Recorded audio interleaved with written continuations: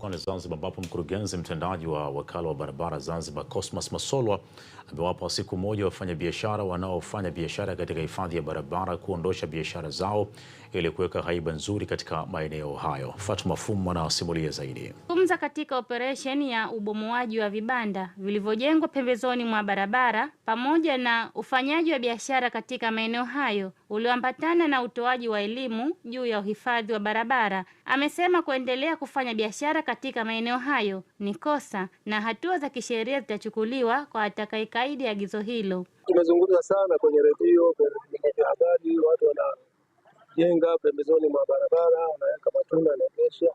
Sasa ni kipindi cha action, kitendo.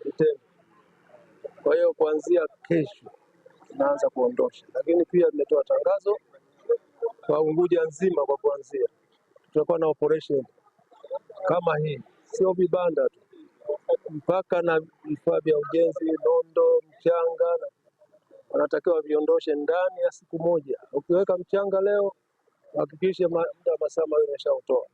Amesema serikali imetumia gharama kubwa katika ujenzi wa miundombinu hiyo ili kuona maeneo hayo yanakuwa na haiba nzuri na kuvutia kwa wageni wanaoingia nchini. Tumeshaambia waruhusi kujenga kwenye eneo la hifadhi ya barabara mita 15 na mita 14. Sasa unapotaka kujenga, umepata kibali, lazima uje wakala wa barabara tukupeleke. Mwambie ni wapi, kwa sababu barabara tunajua itakuwa ni barabara kuu au barabara ya masika.